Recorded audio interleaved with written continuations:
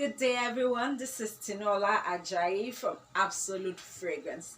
Today, I'm going to be talking about the 7 common mistakes people make with perfumes. Now, I'm going to go through 3 different places, and that's I'll start with when you're buying your perfume, some of the mistakes that you could make, and then will make you make a poor choice. And then I'm going to be talking about application, and finally storage of perfumes.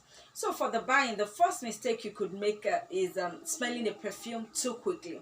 That means that you enter a perfume store, a perfume is sprayed on your hand or on a blotter paper, and then you put your nose into it immediately. Now that is a mistake, because usually if you put your nose in the perfume immediately, some of the alcohol has not had time to dry, so it tends to knock out your nose. This could mean that you are not able to properly get the scent of that particular perfume,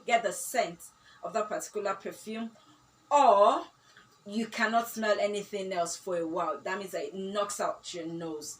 The next mistake I'm going to be talking about is trying too many perfumes at once. You enter a perfume store and you try 6, 7, 8 perfumes, and then you find out that you end up confused. I've had people complain about going to a perfume store, trying a particular perfume, and then they get home, they made their purchase, get home, and then they start smelling something else amongst the options that they did not pick, and find that that is what they actually really want.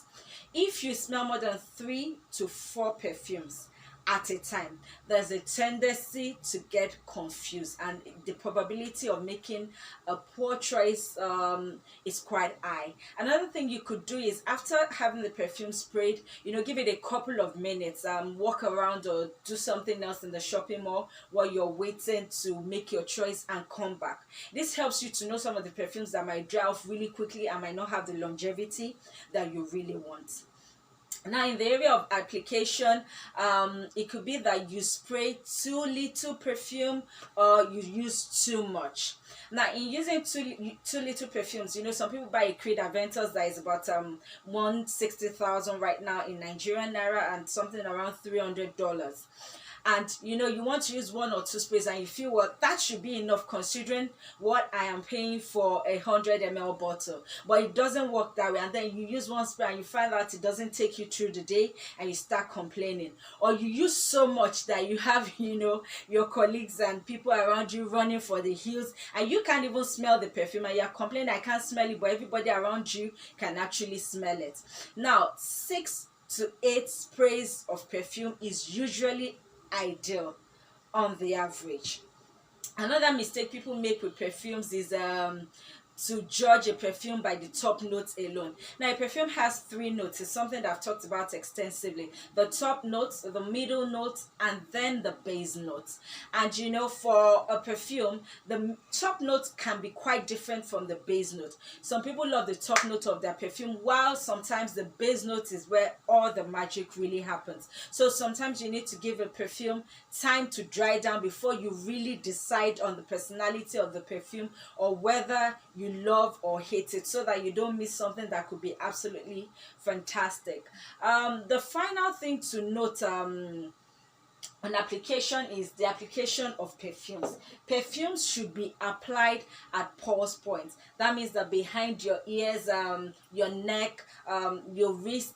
I've found people using perfume on their armpits and some very strange places. Perfumes are not deodorants, they are not body sprays, so they are meant to be applied on pulse points and warm areas. That's very, very important for the application of perfume, so that you can get a lot of projection, and then you can really end up smelling it for a longer time. Now, in the storage of perfumes, you need to store perfumes properly. You need to avoid storing them in extreme heat and extreme cold weather. Some people store their perfumes in cars. That's actually a no. If possible, keep it away from light. Store in a cool, dark place. Note, not cold, cool, dark place. Now, the final point I'm going to give is about body chemistry. I started studying a lot about perfumes, and I use my family a lot. We do a lot of research, amongst ourselves. There was a particular day, some couple of years back, and we sprayed a perfume. Each one of us sprayed the same perfume at the same time. After 30 minutes, I could hardly smell the perfume on my skin. For my husband, it lasted about 2 hours, but for my daughter, for 5 6 hours, the perfume was still going. And then we've done this experiment a lot with other perfumes, and then sometimes I get the longevity, and then somebody else gets that short-term effect. There's a relationship between perfume and your body chemistry. That means that if you're assuming that the perfume is going to give you the same longevity, or it's going to smell exactly the same way as it smells on your friend, and then you buy that perfume, you might end up getting disappointed. Or if you see a hype around the perfume and you just blind buy it based on the hype, you might end up getting disappointed, because there's a relationship between our unique body chemistry and the way particular perfumes, ingredients, and notes react on our body. I hope you found this video very helpful and very useful. Please do not forget to like, share, and subscribe to our YouTube channel to keep getting our great content. Thank you. Cheers. Bye-bye.